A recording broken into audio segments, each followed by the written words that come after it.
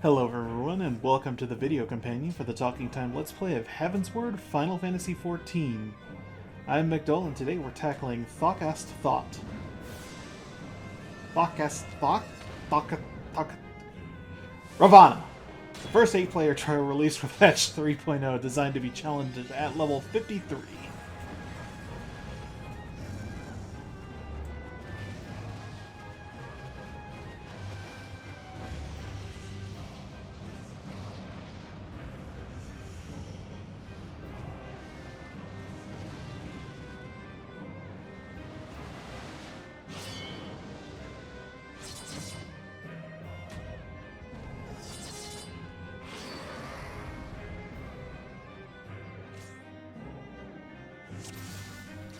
There's a few things to be aware of in this fight. First, he's got a nasty frontal cone cleaning beam attack called Blinding Blade that will mess up anyone who happens to be standing in front of him, so if you're not the main tank, you should hang around behind him.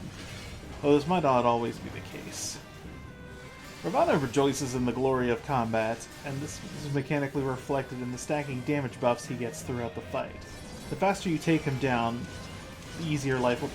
Tanks should expect to take a lot of sustained damage throughout the whole fight, as he auto-attacks rapidly, so good damage mitigation usage is key.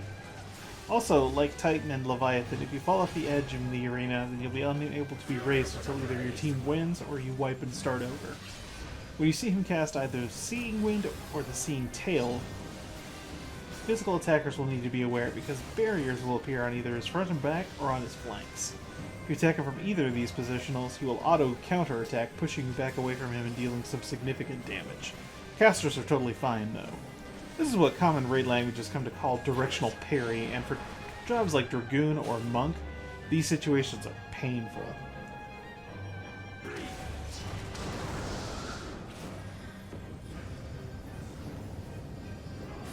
We'll start slowly casting Prelude to Slaughter. You should be out of melee range with him once the cast finishes because he'll cause a vulnerability stack if you get hit with the point-blank AoE. Conversely, with Slaughter, everyone needs to get behind him.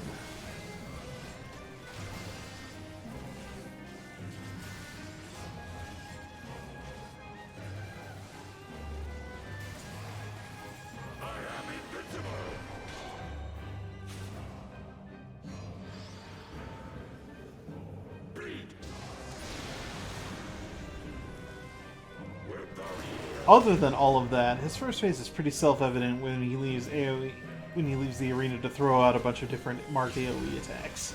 Once he returns, he'll start preparing his phase transitions with that voice clip, starting with his butterfly Ganas. These butterflies have one ability that they will cast that turn themselves into a sword.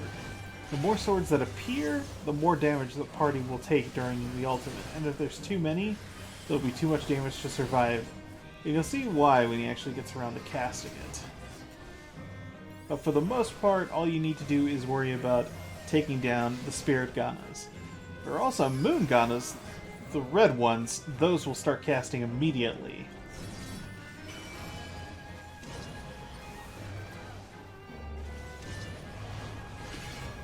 So make sure to focus down the Moon Ganas first.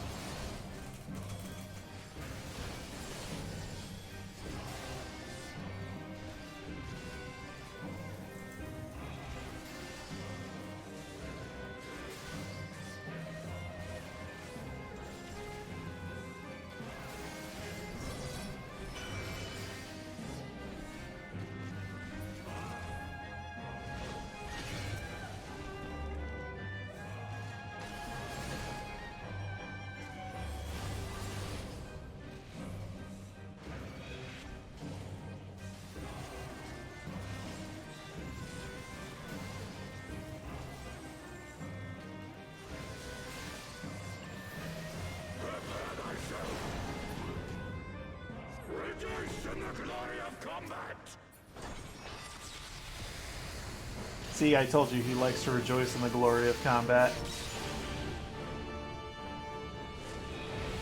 Finally, when he casts Bloody Floor, he goes into his second and final phase where he'll bring all of his attacks back except for the butterfly ads, plus a few new ones. First is Pillars of Heaven, which will push everyone back from the center of the arena. Make sure you're back, is to an undamaged portion of the arena wall, or you'll go flying off and have to sit in timeout until the party wipes or you clear. Rose of Hate will spawn orbs that need to be kited, that it dragged away from the boss without actually touching them, or you'll take a vulnerability stack. I don't do that, because I'm really good at this video game. Swift Slaughter will put numbered markers over players' heads indicated by the number of swords in the marker. Everyone should spread out, not being close in or in line with the marked players.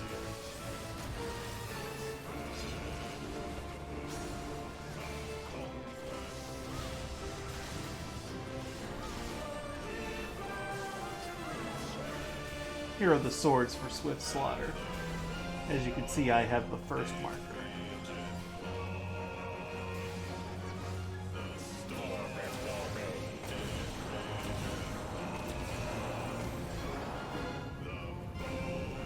His last major attack of note is Serparnica, a multi-hitting conal AoE that uses on whoever's got second threat. So when he starts doing this, get behind him if you're not second threat. This last attack is actually acquirable by blue mages, and it's really good, so be on the lookout for that if you play blue mage. That'll just about do it for today, so I thank you very much for watching. The link to the full Let's Play is in the description below, and remember, a smile better suits a hero. Does the sacred rite of